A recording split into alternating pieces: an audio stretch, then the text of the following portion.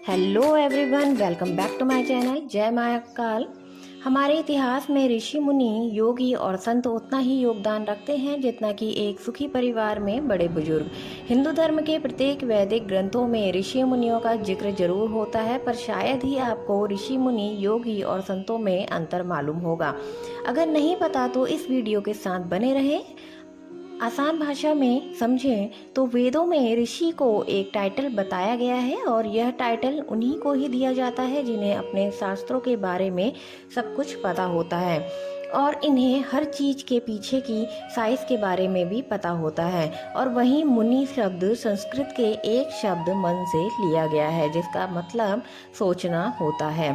मुनि उन्हीं कहा जाता है जो बहुत ही गहराई से सोचते हैं। इनके सोचने की शक्ति हम सब से बहुत ही ज़्यादा आगे होती है। और वहीं ऋषि वह कहलाते हैं जिन्हें सब चीज़ों के बारे में पता होता है। इनकी कही हुई बात कभी भी झूठी नहीं होती है, इसलिए इनके दिए गए श्राप और वरदान कभी भी व्यर्थ नहीं जाते हैं। जैसे ऋषि दुर्वासा के वरदान के कारण ही माँ कुंती को सभी देवपुत्र कर्ण, युधिष्ठिर, अर्जुन और भीम प्राप्त हुए थे। ऋषियों को हम वैदिक काल के साइंटिस्ट कह सकते हैं, जैसे कि आज के महान साइंटिस्ट की कोई भी कही हुई बात को हम नकार नहीं सकते। उसी प्रकार सनातन धर्म में कई हजार वर्ष पहले ऋषियों की कही हुई बात को कोई भी नहीं नकार सकता। हिंदू धार्मिक ग्रंथों में 4 प्रकार के ऋषियों का जिक्र है। पहले महर्षि, जो कि ऋषियों को भी ऋषि होते थे। दूसरे राज ऋषि, अगर कोई राजा ऋषियों के लेवल का ज्ञान प्राप्त कर लेता था तो उन्हें राज ऋषि कहा जाता था।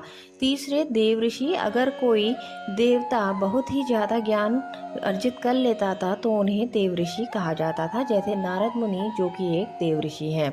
चौथे ब्रह्म ऋषि। ब्रह्म ऋषि वो होते हैं जिनके पास अपार आध्यात्मिक ज्ञान होता है, जैसे ब्रह्म ऋषि वशिष्ठ और ब्रह्म ऋषि विश्वामित्र जो कि श्री राम जी के गुरु थे। अब बात करते हैं साधु और संत कौन होते हैं। हमारे ग्रंथों में साधु उस आदमी को कहा बताया गया है जो हमेशा सही रास्ते पर चलता है, जो कभी किसी के साथ गलत नहीं करता।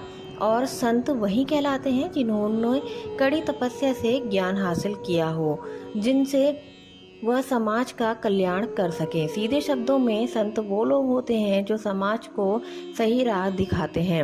अब बात करते हैं कि सन्यासी कौन होते हैं। सन्यासी वो लोग होते हैं जिन्होंने इस संसार को त्याग दिया हो, इस संसार की सारी रियलिस्टिक चीज़ों को छोड़ दिया हो, सिर्फ और सिर्फ भगवान को पाने के लिए। अब बात करते हैं योगी कौन होते हैं। योगी अपने आप को संत बताते हैं, उनकी सारी जिंदगी भगवान की साधना करने में निकल जाती है।